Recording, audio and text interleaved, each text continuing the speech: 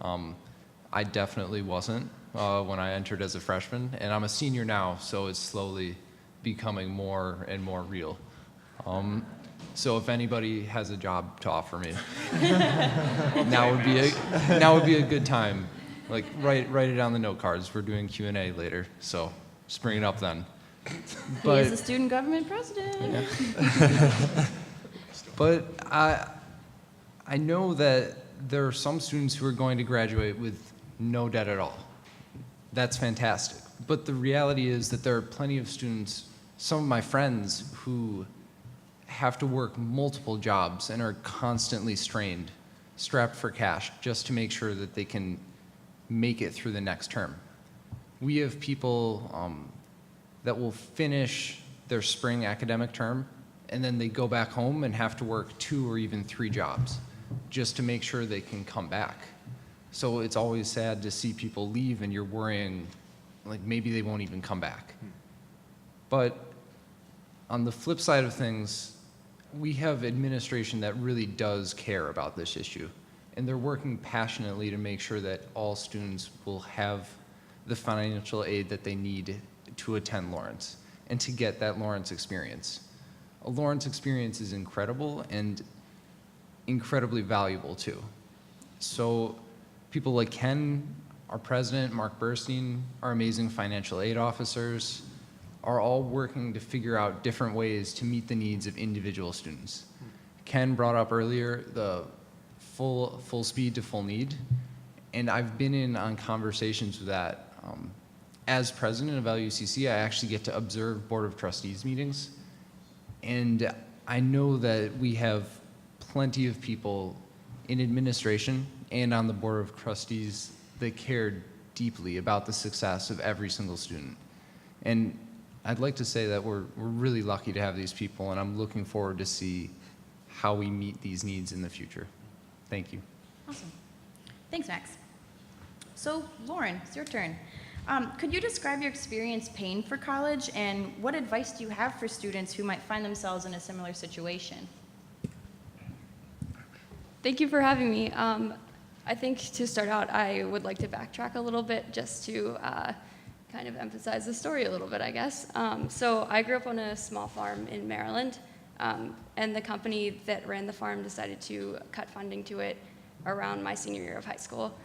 This meant that my dad was out of a job and we weren't able to pay for a lot of stuff.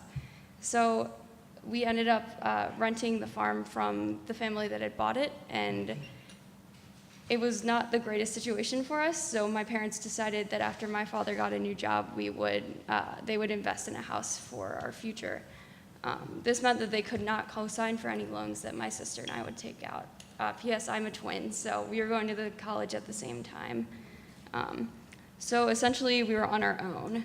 I found Lawerence and talked it through with the admissions and determined that while I would have to work a lot through college, it would be affordable. So right now, I work about 3 jobs. I work 30 hours a week, 20 of them are off campus and the rest are on campus. I don't go home for breaks and I don't get to see my family a lot. But when I do, it's really worth it. I wanted to move on from the small town that I grew up in, and LU gave me that chance. It forced me to grow up faster than I ever thought I would have to. But I have a resume, work experience, and a grasp on the real world and a work ethic. The friends that I've made here have been extremely supportive, and so have the faculty, and I feel that the future that I've been able to make for myself here will continue to grow because of my experiences and the people I've interacted with. I guess advice-wise, I would say that you should not take on this amount of debt unless you know what you're getting into. I know it's been very stressful for me, and I didn't think that I'd be able to do it a lot of the times. Use your resources, ask questions. Questions are the most important. It's not made easy for us to figure out how much we owe, but asking financial aid or making meetings is all you really need to do. They're really helpful and they've been so great. It's a big decision, and I'd say just the advice I'd give is to communicate and figure out what you can handle before you jump in. Okay. Can I actually ask you too, Lauren? You said that you work 30 hours a week. What's your class load like, and you're balancing how many credits when you're working 30 hours a week? I do have a full class load. So for Lawerence, we're on 10-week terms, so that's about 3 classes as a full load for us. So let's see, I have 2 Monday, Wednesday, Friday classes right now, and a Tuesday, Thursday class. I generally work on the weekends, about 12 to 14-hour shifts depending on the day. Gotcha. Wow. Okay. Thanks, Lauren. Let's see. Kevin, can you describe your experience paying for college? And same thing, what advice do you have for students who might find themselves in a situation like yours? Well, to start off, I can honestly say it has been a struggle. Going back to one of Max's earlier points, as being a student who kind of hangs on every term, I've definitely hung on for dear life every single term I've been here. And I just want to share a little bit of my story, a little bit. It's just me and my 2 sisters and my mom, who I live with. I've watched my mom struggle to raise us and keep clothes on our back and food in our stomachs all of my life. So one thing she told me was, before I went to college, get all the scholarships and grants I can, because I'm not helping you with nothing. When I found out about Lawerence, I saw the financial aid package, and I saw that, of course, there was a gap between the aid and the full amount that I would have to pay. So I knew going into Lawerence that I would pay for loans, but I was like, Lawerence is a great school, it's going to be worth it, and I definitely have no regrets with that. I've loved my time here, and I'm definitely grateful for the experience that I've had. But it's definitely been hard, especially similar to Lauren, having an off-campus job. My freshman year, I had to take the bus there, and I don't know if anyone takes the bus here. It's not the best system in the entire world. I've been in better places. The summer before my sophomore year, I got a car, and it was great. I was like, yay, I can get to work, and it's gonna be great. I don't have to get points for being late because of the bus. And then spring term of my sophomore year rolls around, and a family emergency happened where my mother just couldn't help me at all. Even though she said I wasn't gonna help you, she did help out any way she could, and I knew that it was hard for her to do that. So this particular term, she couldn't help out at all. So it was really all on me. So I've already worked 2 jobs since I've got here, really as a freshman. And what happened was I got behind on my car payments because every cent that I was making, I had to pay for my tuition for being here. So at the end of my sophomore year, I had really a decision to make. Either keep my car or get kicked out of school for not paying, or stay in school, miss my car payments, and then I forfeit, of course, my vehicle. I told my mom, well, I guess I'm coming home for longer than you think because I want to keep my car. And she was like, boy, you're crazy. You're going to graduate. So unfortunately, I had to lose my car. And with that, I couldn't really get to work anymore because they were starting to get really strict about points and being late and everything. So unfortunately, I had to leave my job. And that was my biggest source of income. So luckily though, I do have an on-campus job, so I'm not dead broke. I do have some money, but I definitely have a lot less money than I used to. But the people in financial aid, again, are amazing, and they've really worked it out. But money is something that I do think about, especially being a senior, how many loans I'm gonna have when I graduate, it scares me how much I'm gonna have to pay back. And especially because I'm not completely sure about what I'm gonna do after I graduate. How I'm gonna pay for the loans is definitely something that I'm starting to think about.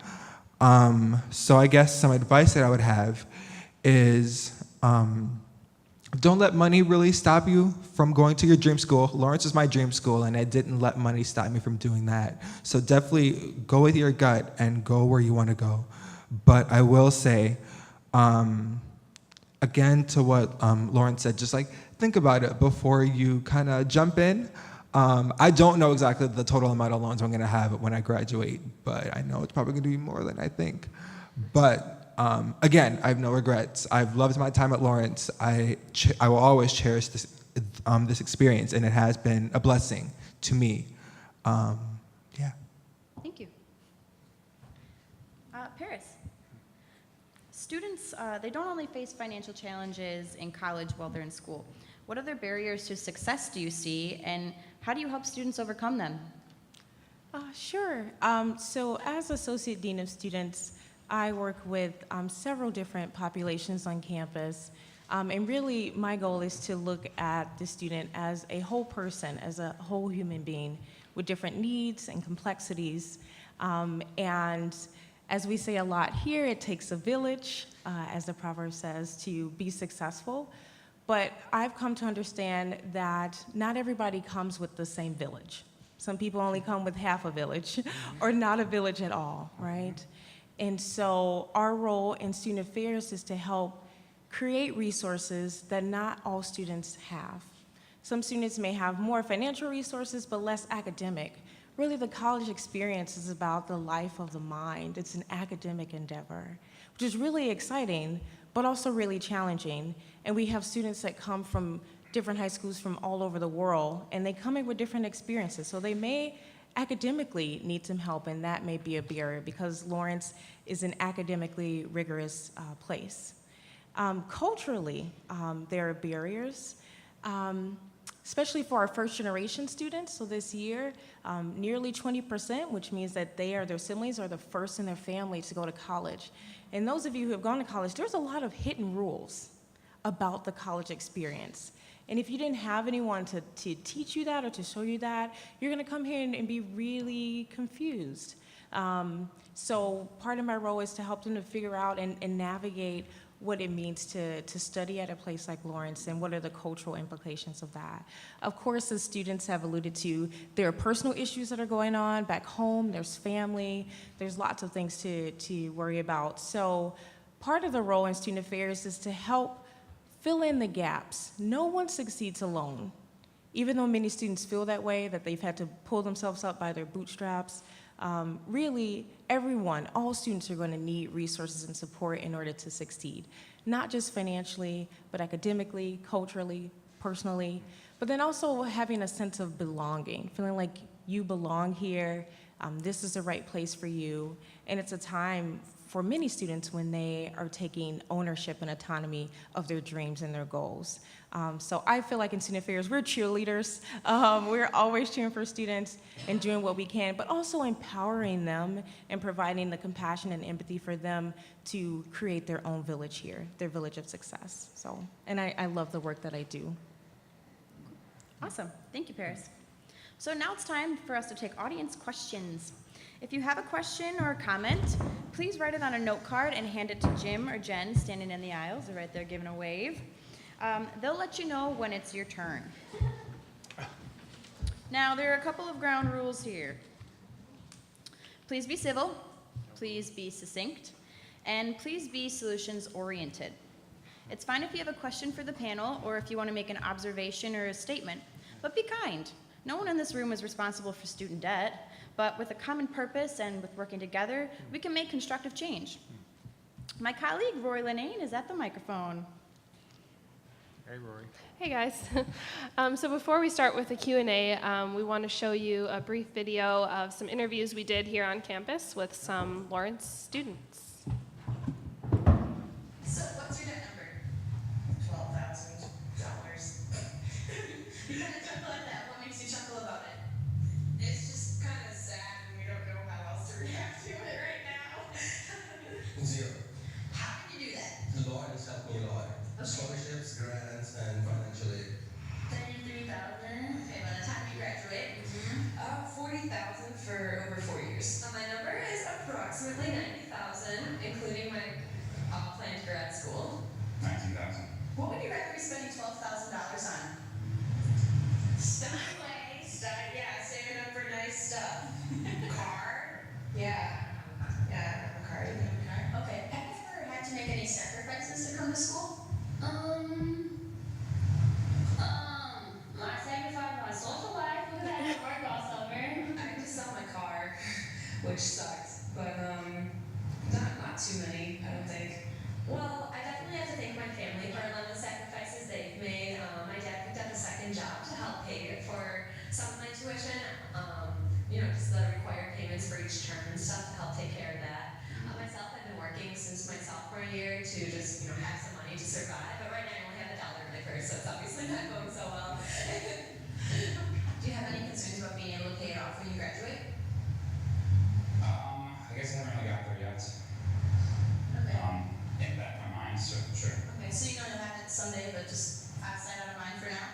Yeah. Okay. As simple as that sounds, yeah. Okay, there's a lot of people that have that kind of opinion about it. It's just like having it for years and years and years.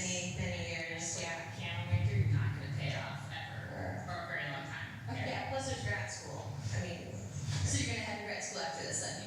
Mostly finding a job that allows me to help pay back my debt. Any other tips that you have for other students that are trying to take out loans and trying to go to college? Study hard, get good grades, apply for lots of scholarships, grants, financial aids. So work out. All right. Well, while I wait for your questions, I'll start out with one of my own. Some of you mentioned how much you work, and while we were here, we also heard from students who are working 30, 40 hours a week, which sounds like a lot when you're also trying to go to school full time. So for those of you who have worked during school, how has that affected your academics and your health, and how has that weighed on you? And for Paris and Ken, do you think that's something that's fair to expect of students to work that much? Or do you see that as a problem that needs to be addressed here? Go for it. Maybe start off with the students. Yeah. Do you want to take this, or? Okay. Okay, I guess I'll answer this. So for me, it's been very hard. I think I've gotten really good at not sleeping. So that's a skill I've gained from this, but it has been very hard. It has been definitely an effect on my health. I've had a lot of fevers during the year, and I think a lot of that's stress-based. But I've also had a very big support system here. The Wellness Center offers counseling that's very, very good resource, and all the friends that I have been overly supportive. It's been very hard with academics as well.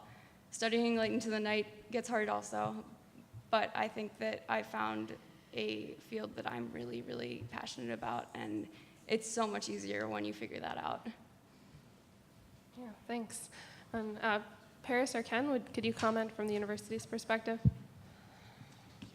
Yeah. Go? You? Me? Okay, I'll go first. When I hear Lauren and Kevin talk particularly about their circumstances, it's the main reason why we're engaged in this fundraising campaign right now. Lawerence is a hard place. It's an academically rigorous place, and it demands a lot of students. It's hard enough without working 30 to 40 hours a week, and our goal with raising these dollars is to make it so that students can work a reasonable amount of hours, take on a reasonable amount of debt, and focus on the very hard work of being Laurentians. I commend all of you for the hard work you're doing and everything else you're doing outside of it to make it work. But we want folks to be able to take full advantage of the Lawerence experience, and that's the main reason why we're embarked on this campaign right now. I just wanted to add to that. From my perspective, I really think work experience is an important part. A lot of work experience is too much. Obviously, there's that threshold, but one of the really strong things about Lawerence, even compared to other small liberal arts colleges, is that there are actually a lot of on-campus opportunities. And those sort of opportunities can be really, really valuable to students. I worked for admissions, and it was a great time, and I learned a lot. Now I work in marketing. There's connections there that are really, really crucial. And so I really think that Lawerence offers just a wealth of opportunities that comparatively, you face higher competition at other schools. At Lawerence, many students that want a job get it pretty easily, and I think that's just not the case at other schools. So those on-campus experiences are very formative, and they're also ways to provide some income. If it doesn't pay toward tuition and fees, it's that money that you can use while you're a student that you do need. Mm-hmm. And I'll just add, it definitely mean, it makes me sad to hear the experiences. I lived it myself. I think I worked 2 or 3 jobs as I was working through Lawerence as well. And definitely, your business here is to learn, right? As our former president, Rick Warsh, used to say. So academics come first. As an institution, we do have a policy that you can't work more than 20 hours on campus. So we do try to build in policies and procedures to let the students work, but not too much. But obviously, if you need to work more than that, then the students need to move off campus. So we try to build things in place, but also knowing that without the loans that they already have, they could be working even more, or that they may not even be here. So in some ways, having loans provides that buffer so that even though they're working a lot, they can still be here and still pursue their dreams. All right, thank you all for your answers. And we have a question from someone from the audience. Hi, thank you for doing this, you guys. So I have a, what I would describe as a high-achieving senior. Ken is aware of my daughter's aspirations. Right now she's part of the college application process, and I'm trying to balance the reality of our financial situation with her aspirations of taking over the world. And it's difficult for me to decide how to steer her. Do I steer her towards a rather lackluster school with less debt at the end, or to a stellar school where she might have quite a bit of debt? So we're trying to do that balance. So what is your recommendation on that, everybody? Specifically, some students can, we'll see. I'll let the students go. All right. Maybe I'm an optimist, but tell her to take on the world. That's what I would say. So far, that's what I've been saying. Yes, take on the world, but keep in mind you have to pay the world back. So, anybody else? All right, I'll go. I always, it's maybe a little cute, but I think it was Wayne Gretzky who said you miss 100% of the shots you never take. And especially at the point of applying to college, that's not the time to opt yourself out. I always encourage students to go through the process, go through the admission process, find out what the scholarship, if a student qualifies for a scholarship, that's part of it, but then go through the financial aid application process as well. And quite often families can be surprised at what looks like a really high sticker price that becomes something more manageable by a family. Because I'll admit, when you look at the sticker prices of colleges, it can take your breath away. And that's one of the reasons why the Department of Education has required all colleges that receive any kind of federal funding for student aid to post net price calculators on their website so that families can kind of go in there and play around with academic numbers and family income and kind of get a ballpark, and it's a ballpark of maybe what an expected cost of attendance might look like for you. But now's the time really to dream big, and I'm not being naive about that, but put yourself out there and find out how colleges will invest in her ability to take over the world. And if she takes over the world, she's gonna have a lot of assets to be able to pay that stuff back anyway. But take the shot. Take the shot. Thank you. My name's Tim Schnase. My first high school job was at Lawerence University way back in the 80s. Hey! Yeah, I graduated from, went off to the military. I graduated from Whitewater. I was first generation. So no one in my family ever went to a four-year college. I was it, and my 2 sisters followed me afterwards. Mm-hmm. So I kind of broke the barrier. Mm-hmm. And I got hooked up with ROTC. And that helped offset a lot of cost. And they've improved that program since then. I retired as lieutenant colonel, 31 years, 23 states, 26 states, about 12 countries. Some nice, some not so nice. But now my job is a field revenue agent for the Department of Revenue. And my secretary is an alumni from Lawerence.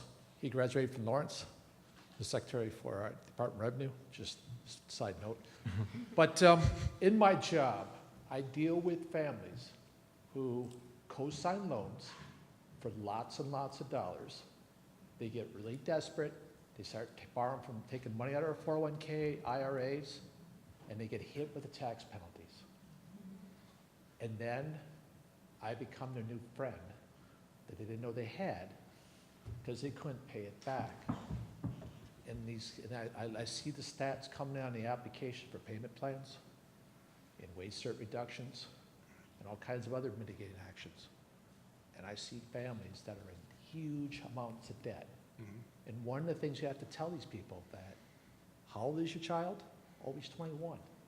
Well, we don't take into consideration of them student loans because we feel as a co-signer that child is responsible because I have to put the interest of the state over their personal needs in order to get taxes paid. So it's a sober reality of the parents here that think, I'll borrow from here but get desperate. Please understand that like taxes and student loans, you can't go bankrupt on those. So it's a very stark reality.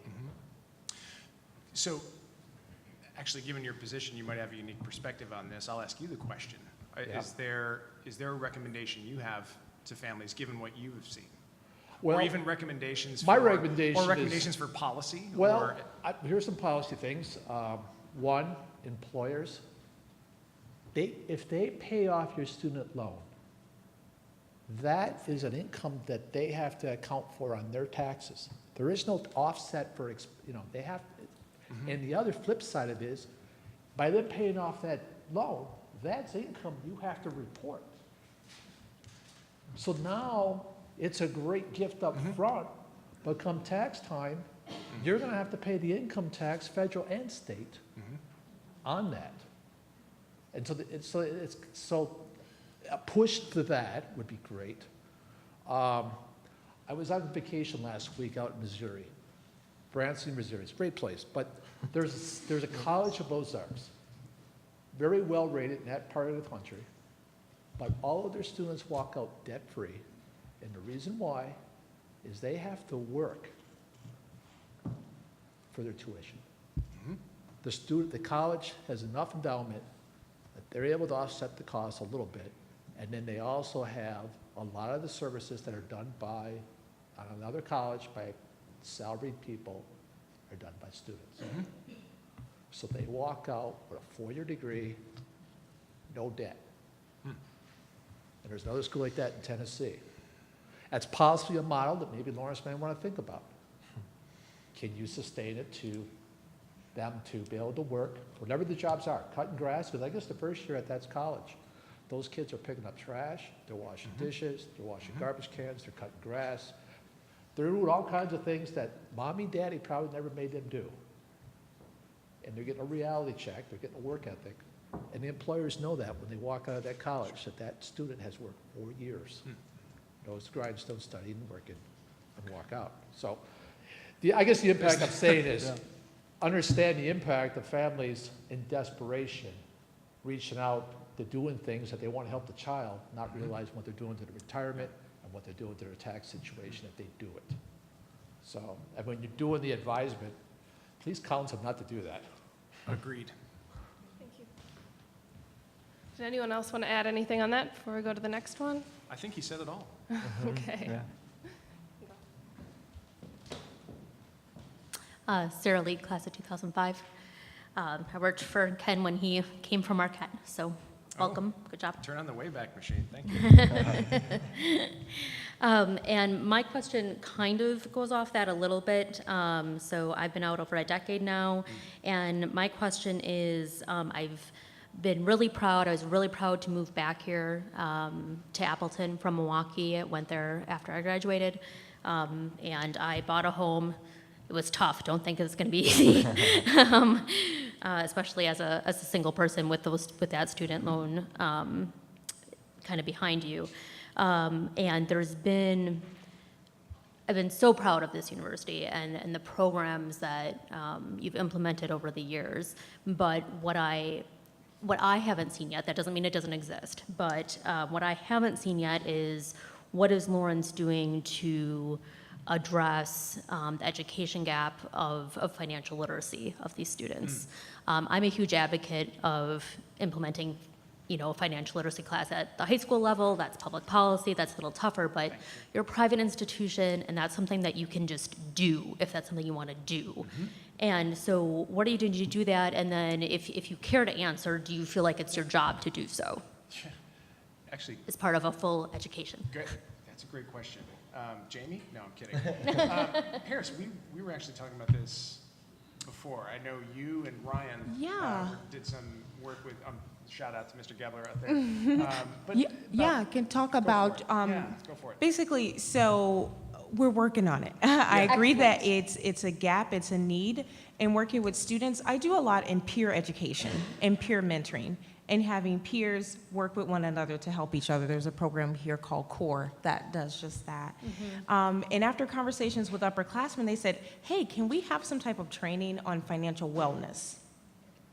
And so we implemented that this year thanks to Ryan Gebler, who works in financial aid.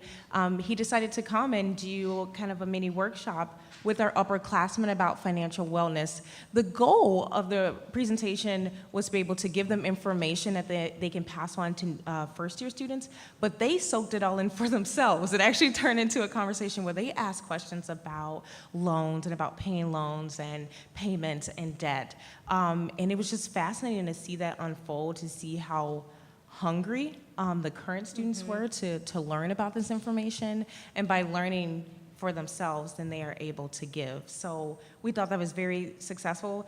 That's just 70 students, but we're hoping to expand that. I'm giving Ryan more work, but I'm hoping to expand that and offer that. So at least in terms of peer education and peer mentoring, we are having conversations about it. Excellent, thank you. Ryan, do you have anything to add to that at all? I mean, just to pitch to the crowd? Could you come up to the microphone? Sure. Thank you.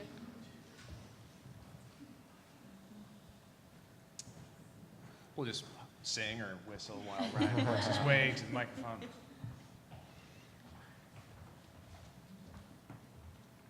I was trying to hide out back there. Sorry. So, I even wore jeans to blend in. Yeah, I think. Well, my name is Ryan Gebler. I'm one of the associate directors of financial aid here at Lawerence, and this is something that's very personal and something I live with on a daily basis in the world of financial aid. This mic stand is really short. Can I just take it? Thank you. Thank you. I solve problems all day long. And with college debt being a problem, I think it's an issue of financial literacy. It really is. College is not too darn expensive. It's people are making uneducated decisions, and financial literacy is something that should not start in college. It should happen at the high school level, grade school level, but we can't change it. So that's why we need to do that here at Lawerence. And up until April of this year, we were a staff of 3 people. And now that we have a 4th person, I spend so much time on Facebook, Ken. No, we have time to do these things. That was a joke. We have time to do things. Yes. Rory's gonna pull the mic away from Really? you. Am I too loud? I'm too loud. Should be down here? I don't know. I don't hold one of these. Okay. I forgot what I was going to say. Now that we have a staff of 4, we have time to do things like financial literacy. We started with a core group of students, 70 students, and that was a really positive experience. They were excited, and one student even said, "Why aren't you doing this for everyone?" So the desire is there. I try to meet with as many graduating seniors as possible to talk to them about their loans. But sometimes the reality is sinking in close to graduation. We'd like them to understand things freshman year, sophomore year, but not to scare them away, just to prepare them. And when I meet with a student that's struggling and loan debt just is so scary to them, I'll talk to them about, let's just say you make $30,000 a year. Let's break this down. We take out taxes. We look at, here's your monthly income. Here's what your loan payment's going to be. You can make this work. And there are income-based repayment plans that are based on your income, not based on what you borrowed. And we talk about that, but we do it on such individual levels right now, where I think that our next step is financial literacy. And whether that's a series of presentations throughout every term, if it's a class, I'd love to do that. I haven't talked to you about that, Ken, but It'll mean less time on Facebook. okay, last time on Facebook, and learning how to hold a mic. Yeah, that's really important. It really is, and I think that's why we find ourselves in this debt crisis, if we want to call it that. Even if college cost was down, people would still borrow more than they need to. It's financial literacy. That's a huge part of the problem. Thanks for bringing that up. And I remember you working in admissions, too. I was there when you came. Yeah.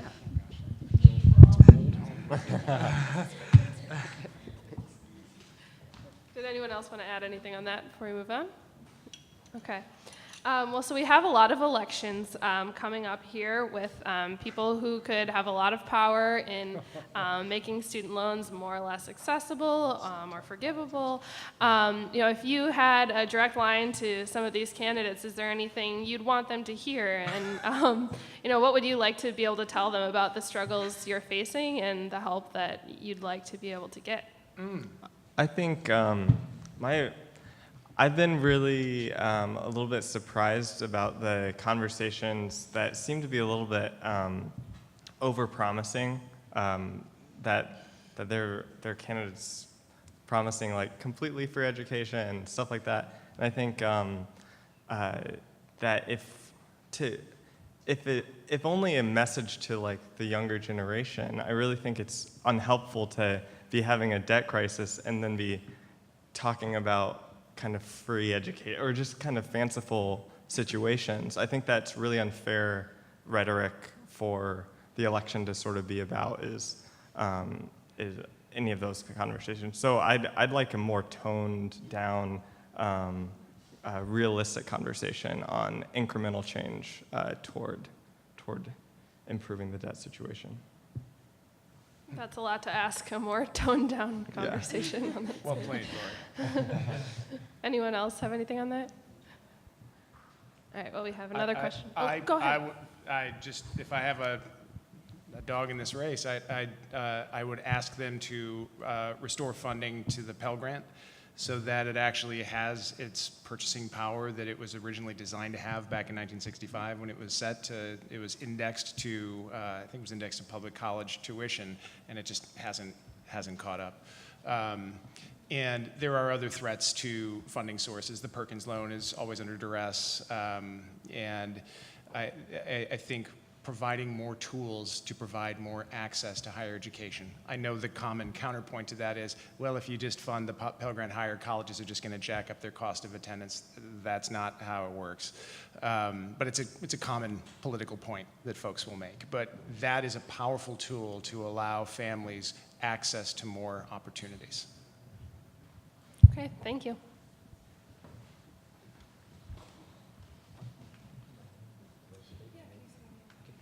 My name is Tom Neal.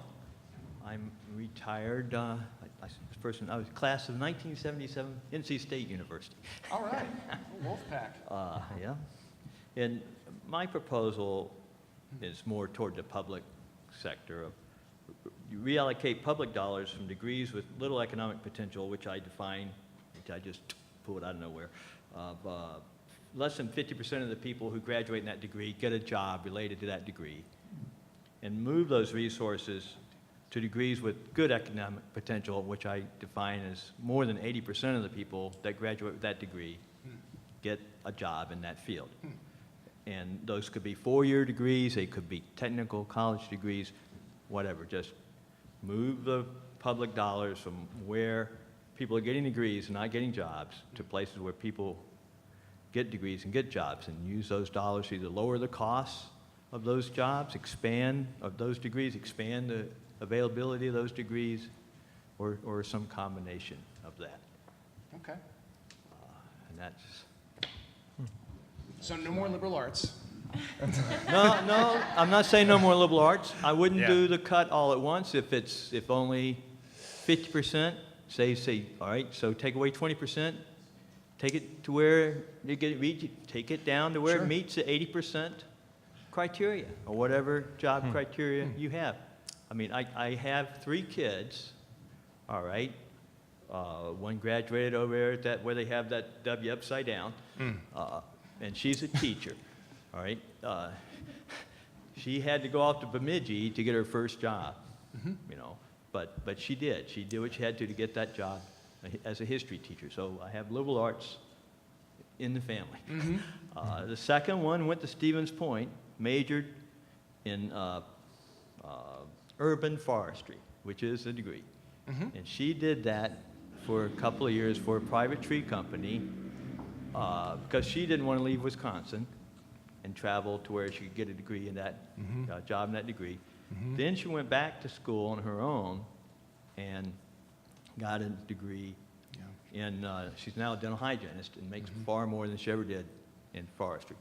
A third kid went and we spent 2 years in astrophysics, dropped out, and then went back, and now he's a machinist, a computer-aided machinist, modern machinist, and has a good job. And so, and I paid for those things. My parents paid for my degree, and my college career is kind of checkered, but I went to a degree in an area that had good potential. And so they made it clear to me that they expected me to pay for my kids to go to college. I know not everybody can do that, but we did what we had to do. We didn't buy a cabin. I don't have an ATV. I don't have a boat. You know, we did what we had to do. Well, Go for it. yeah, I guess, I mean, if there was a college degree for being a CEO, I think everyone would take that college degree, right? Or, you know, the highest paying job at, large companies, like, of course, right? But I think one of the things that I really value about my Lawerence, I'm an anthropology major, and anthropology's been famous in Florida because the governor pointed it out as the one degree that is just, there's no jobs, because anthropologists are you only become an anthropologist if you at least have a master's or a PhD, really. And so I work in marketing now, and digital marketing is like the fastest changing thing, right? The internet's evolving really, really quickly. There's no degrees in social media, so how do you become a social media manager if there's no degrees in social media, right? Well, it's because people are learning in ways that can adapt really, really quickly. And I think that it's more about how you market your degree than actually what degree you get. So how many salespeople are there out in the world? Well, UW-Oshkosh doesn't even have a sales degree. You know, you have a lot of different professions out there that don't rely on a professional specific degree program. The Wall Street Journal just ran a story over the weekend. I think the headline was something, I'm going to get this totally wrong, but it's basically, I would boil it down and say, cheer up liberal arts majors, you're going to catch your higher paying fellow graduates not too long after you graduate. It shows that people who major in the humanities and major in the social sciences, actually their salary lines converge with folks that do engineering and accounting and professional degrees. The problem with colleges like liberal arts colleges is that in some ways it can be a little bit more of a leap of faith, because you don't come to a place like this to learn how to do X. You prepare to become a nimble, adaptive learner for a marketplace that's going to look different at the point you graduate. So it takes a little bit more of a leap of faith than if you were to learn how to become an accountant or how to become a journalist or how to become a civil engineer. But there is also a world, and there's a need for people with liberal arts training. That sounds like an oxymoron, but a liberal arts background as well. And I don't need to convince you of that. You said you're a liberal arts guy as well. But I think there's a place at the table for all of them. All right, thank you all for your responses. I have another question from the audience here. Okay, so they say there are higher education associations. How are these organizations pushing Congress to make student loan rates renegotiable? Wouldn't it help students if they were able to refinance student loans at a lower loan rate? You can do it for a mortgage. Why not a student loan? I don't think we have people in the audience that can answer that question. But except you. Yes. Well, yeah. Could you come up to the microphone? I think the reason why they don't do it is, first of all, for a bank to do that, you got to have an asset that they can reach out and say hi to if you don't pay them. So that's why they won't do it. And I believe, is the government still, it's on the Perkins loans where they give the bank a guarantee if the loan defaults? Is that still? Stafford loan and the Perkins loan are the ones that are, the interest is covered by federal government while students are in college. Okay. And I think if for some reason there was a massive default, that's on taxpayers. I mean, the only other thing I can think of is that colleges say, okay, we'll let you get educated, but for the next 30 years, like a mortgage, you're going to pay us 5% of your salary from your employer to the college. You don't even, it gets right off the top. I mean, I think that would be the easiest way to do it. And then it's like a 30-year mortgage. Wherever you go, the employer automatically deducts 5% and sends it to Lawerence University's treasury. And eventually your loan gets paid off. All right, with that, that's all the time we have for the Q&A section. I'm going to turn it back over to Noelle. Thanks. Thanks, Rory. All right, so we want to finish this evening with some closing thoughts from our panel. Just want to remind you guys that we're here to take what we learn here, and we'll be using it in our Degrees of Debt series. So our final installment is in March, and it will include a series of recommendations on making college more affordable. So I've been taking notes. I hope you guys have been taking notes because there's been some awesome conversation here tonight. So panelists, what are your takeaways from tonight's discussion? I'll defer to the students. Whoever wants to go first. Go for it. Lauren, do you have anything? Max? Kevin? I mean, I pretty much knew that debt, is across the board. But just hearing the responses from other Laurentians and from the PowerPoint, it's a problem. I mean, it definitely is. It's a problem. And I definitely do think Lawerence is going in the right direction with the thing that Paris and Ryan are doing. And I know that Lawerence will be ahead of the curve on it. I do believe that. Coming here, Lawerence really does care about the students and do care about keeping students here. Not only actually not to save face or be we keep all our students here and our retention rate is amazing, better than other colleges. It's not a thing of competition. It's just a thing of Laurentians take care of each other. And this is just one aspect that we of course can improve on, but I do see the initiative, and that's all that I could ask. So that's my takeaway. The Laurentians really do care about each other, building off of what Kevin just said. Another takeaway point for me is how incredibly lucky I am to just work a 12-hour on-campus job. And I'm excited for future students to be able to have their full needs met.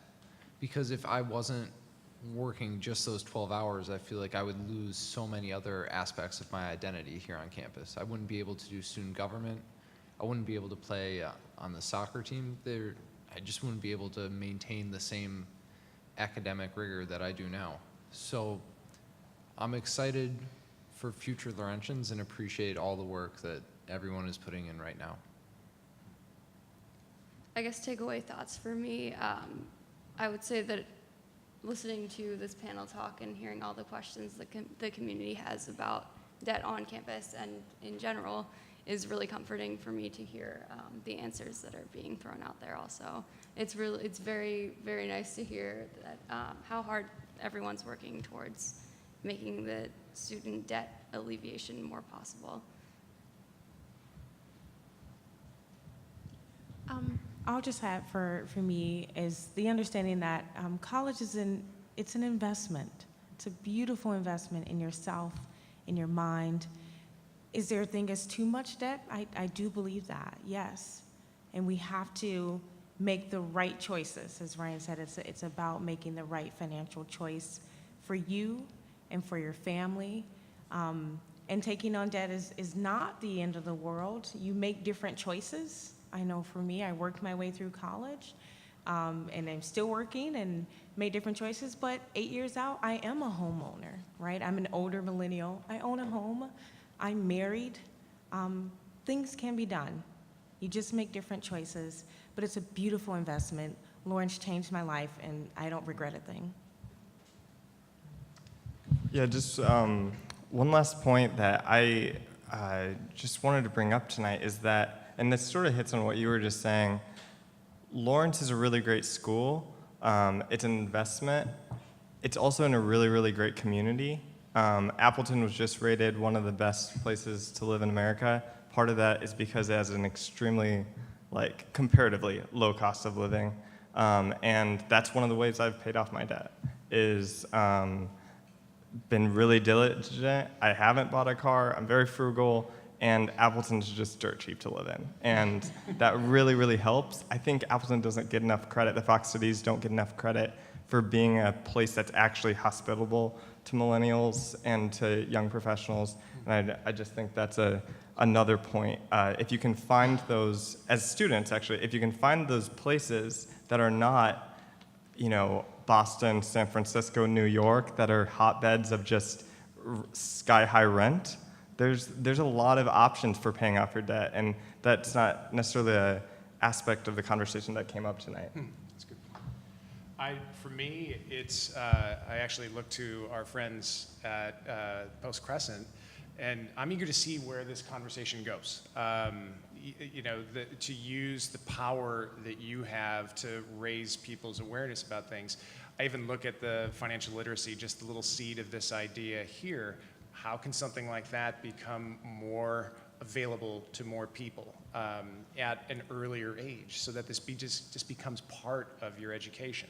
Are there ways that, I'm not making commitments that Lawerence, maybe I am, but I would love to see the UW system, Lawerence, Gannett, come together and look for ways to educate people about the choices that they're making. I think you're starting, this is a good start with debt, but even how do we address it with high school parents and with grade school parents? Not in a way to frighten, but just in a way to illuminate and help people understand how to make sense of the choices they have and how to read the data that they're getting. And just a quick point on that, we will be having some events at high schools in January where that's going to be a huge part of it, is trying to provide some financial literacy there. And that wasn't even a setup. All right, is that everybody? I think so. Okay, didn't want to cut anyone off. All right, well, thank you so much, panelists. Thank you all for being here tonight. Before we take off here, we want to hear from you. We set up a video booth outside. It's around this little black curtain over there. It's private. You can set up a video and record a video of your own experience. You can share a statement about student debt, or you can send your submissions to Rory. The details here on the screen. You can write them, or you can send Rory a video. So again, thank you all. Don't forget to eat the free pizza, and good night.